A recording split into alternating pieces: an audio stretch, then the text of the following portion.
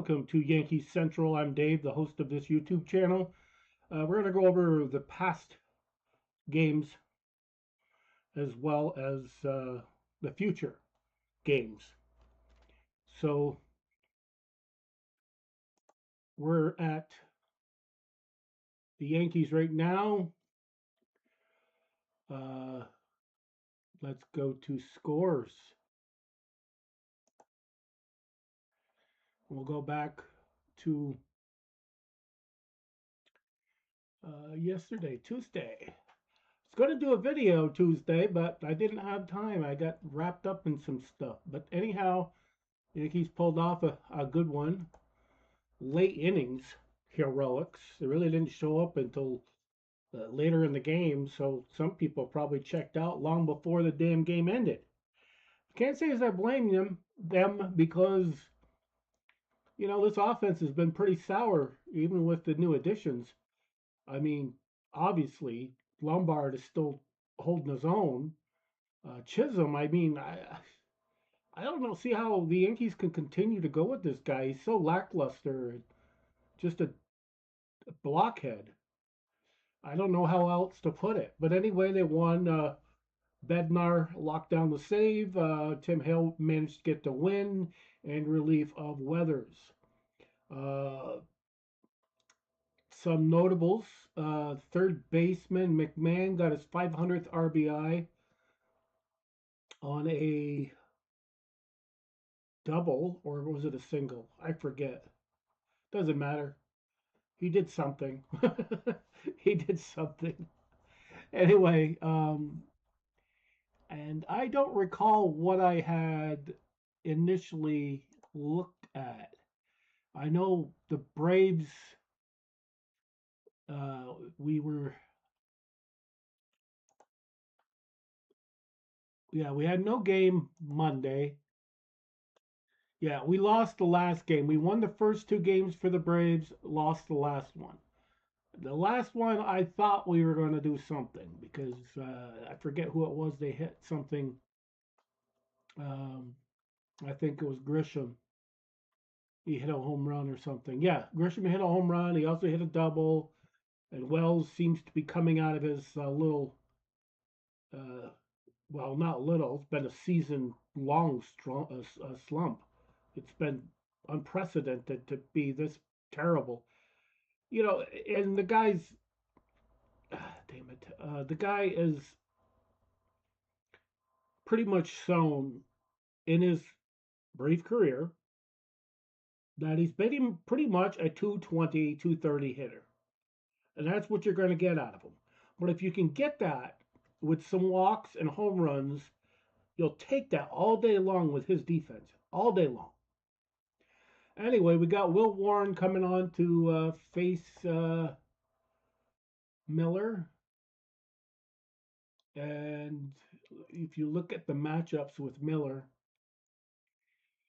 New York doesn't have much of a track record against this guy, so it's hard to say what's going to happen. And Will Warren is kind of a back end of the rotation guy anyway. He pitched like a front end of the rotation guy for quite some time.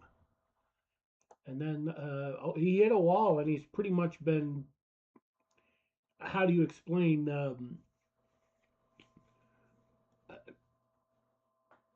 kind of in between. He's still good, but he's, not tearing the ball or tearing the bat out of people's hands with his stuff. He's really good, though. I mean, I'm not saying he's not. I'm just he's hit or miss sometimes, but that's what you get with a guy like him. And he's, creeping on career high in innings and all that kind of stuff too.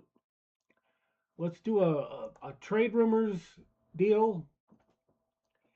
See what's going on around the majors. Some injuries and stuff like that. It's kind of one of those things. Chris Martin, he used to pitch for the Yankees. The Rangers released him. This guy, pretty tall freaking dude from what I remember. Yeah, 6'8", basically the same size as Dylan Betances was back in the day, but he had a pretty decent run for New York, Atlanta, and Texas and Texas again. But he may have run. I think he may have run. I don't know. May have run out of rope, so to speak. So yeah, we got to get out of that. Okay, Paul Sewald. There was people saying the Yankees should go after him. I don't. I know he's pretty damn good pitcher, but he just seems to have a year where he's not very good. We can look at his track record, so you see what I'm talking about. His overall ERA is 4.3. That's not what you want in a closer. But he had his best stuff early on. Seattle, and then all of a sudden he starts getting in his mid 30s and he starts hitting the wall. So what you're going to get at best out of this guy is probably somewhere in between. The 6.2 is probably an aberration, but if you can get somewhere else in there, and he's definitely not a closer at this point, I would have him as a setup man, if at all. But we didn't go after him, which is probably a good idea. I just don't trust a lot of the stuff that the fans are. Oh, go for this guy, go for that guy. The people I wanted, I think the other teams wanted way too much, and I'll tell you who that is. Luis Arise. I wanted him to man second base, and I would have sent Jazz Chisholm packing, or benched him in favor of Luis Arise, because we need a gamer on the club, not a freaking showboat that can't back it up. It was all fun and games when he could back it up. He could be the showboat and do all these jackass things. But man, you've got to back it up. Otherwise, you're just being a showboat is being just annoying as hell. But anyway, the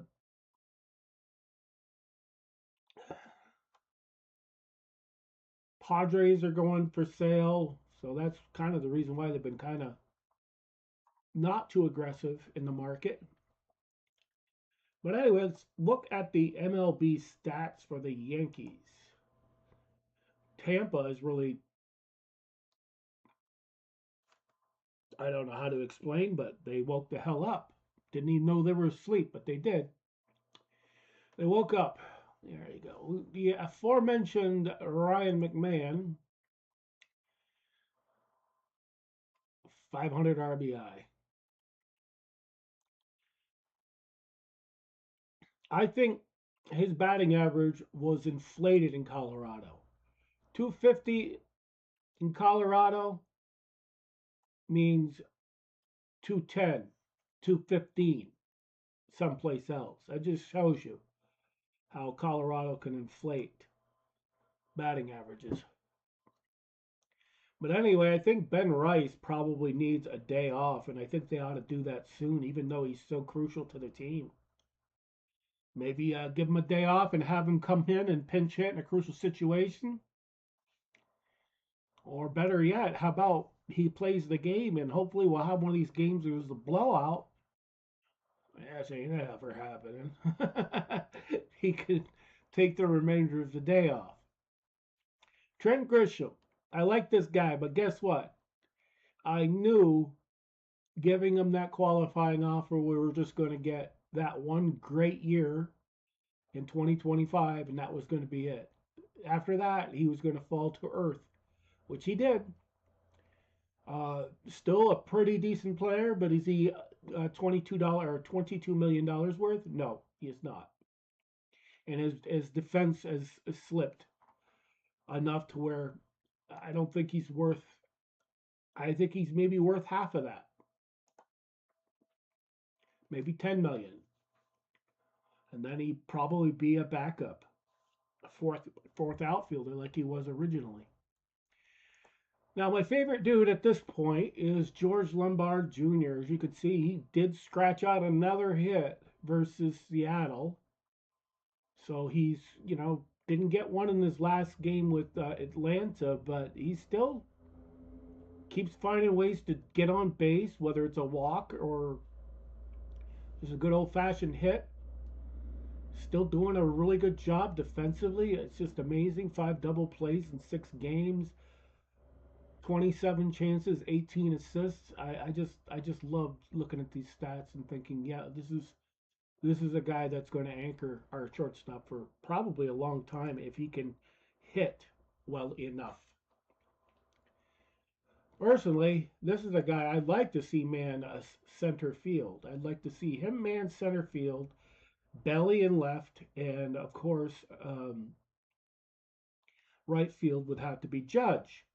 Stanton is DH, and then Ben Rice would be first base when that happens. And then, of course, you got a guy that you can plug in at second base, the Garcia guy. You could plug him in the outfield if need be, or at first base or DH. There's plenty of possibilities once all these guys get back. Everybody's been bitching and complaining about the Yankees and how, without Judge, and I'm one of them, I complained. It's like, yeah, you don't have a team, but once Judge and all these guys come back, that acquisitions that they made are going to look so much better because they will have uh, these guys that they acquired to hold the fort. They're not only going to hold the fort, they're going to be in there to help back up all the other guys. The Stantons and the Judges and all that stuff. The Bellinger, because those guys still need a rest, even though they're coming back. And also, who knows how good they're going to be when they come back. It's going to take a while. I mean, spring training's a good 3 weeks, almost 4 weeks. And these guys haven't had any kind of spring training or anything since then. And I remember the last time Judge came back from injury, it took him a while to get his bat rolling. So we'll just have to wait and see. Anyway, we could see Jazz Chisholm just awful. I don't know what to say about it anymore. It's ridiculous. Goldschmidt, still an awesome player, and Austin Wells is starting to finally creep up. He's finally creeping up, and he might end up hitting over 200 if he can continue to hit like he is. I mean, we're middle of August just about, and still like 6 weeks of baseball left. Um, can he do it? I think he can. I think if he hits 250, 260 like he's been hitting lately, he can bring his batting average up to at least over the Mendoza line. Well, and after that, who knows? But he might have to sprinkle in there a couple of 4 for 4s to jump that up there a little quicker. But anyway, Luis Garcia Jr. plays first base primarily, but this guy can dabble in second and in short a little bit. Um, I wouldn't want him there uh, all the time, but if you wanted to put him in there and let's say start him at second for half the game, move him to first or something, and then have somebody that's actually a second base come in and follow him up or something like that. That's a ticket. But I don't. I like the guy, but I don't. I think unless he hits like he did with Washington when he was 24, 25, where he had a really good batting average and his on base is over 300. Right now, his on base percentage, well, this year it's over 300. Yeah, he's hitting that well. I didn't realize.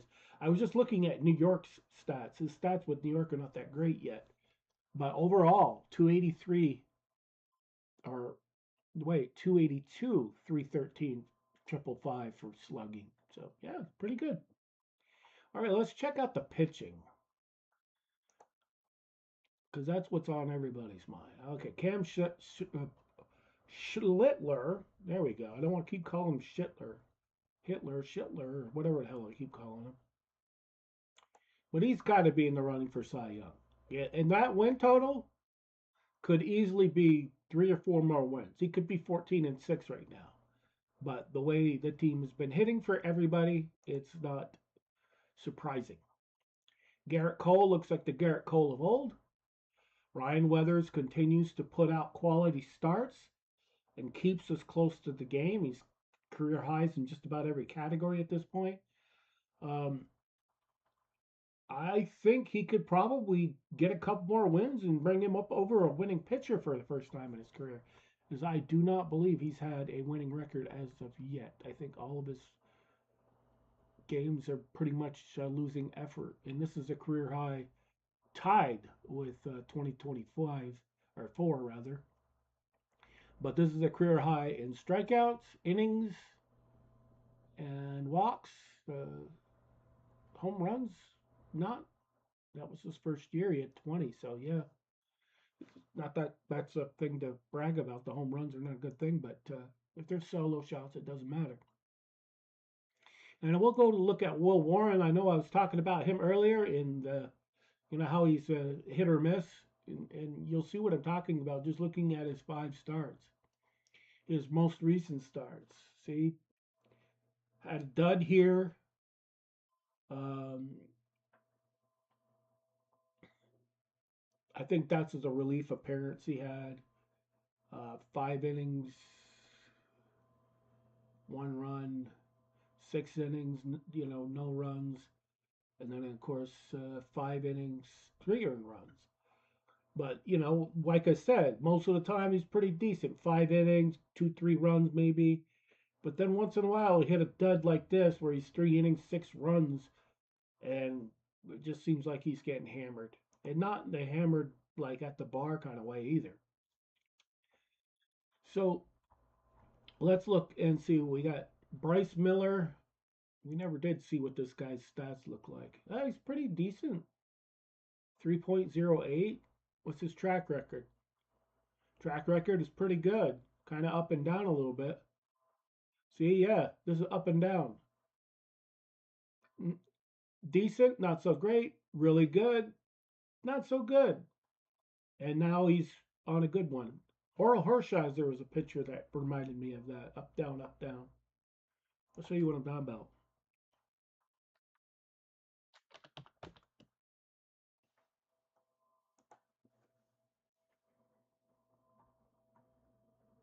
And his up, down was mostly just because of offense. He had a hell of a run. But it seemed like every other year it was kind of eh.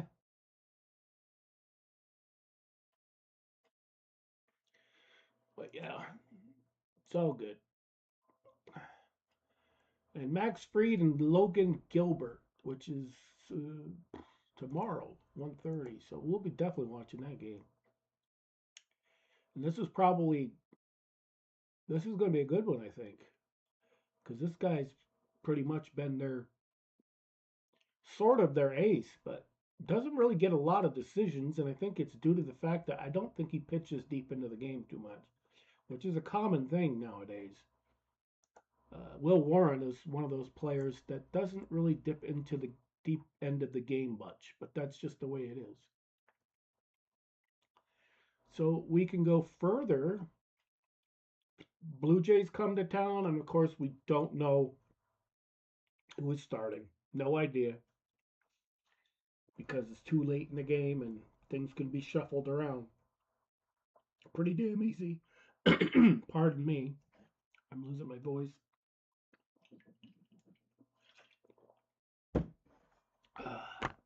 Which is something you don't want to have happen when you're supposed to be talking. But anyway, I hope you enjoyed this little snippet of a video. I'm gonna try to put these out, and YouTube's messing with the monetization to the point where this channel with very few subscribers is probably I will be dead before we get monetization now. But that's okay. We're not in it for that. But I just get a kick out of people they're griping about it and they already have monetization. My game channel that's got monetization. I wish I could piggyback this channel off that and maybe do the same with that. You know what I mean? Like instead of having gaming just be gaming, we could have a subset of this on there. Um, but Usually it's best to stick to a subject and keep to that subject. That's why gaming channels are gaming channels and sports channels are sports channels. You don't see everybody doing the same thing on one particular channel. As much as it'd be nice to do that, it ain't happening. But with that being said, I hope you liked it. If you did, like, subscribe, and let's see if we can push this further along, and maybe I'll squeeze out the requirements before February 1st. We got a ways to go, so let's see how it goes. With that being said, thanks for watching. Please like and subscribe, and we will see you next time. The Yankees win! The Yankees win! The Yankees win! The Yankees win!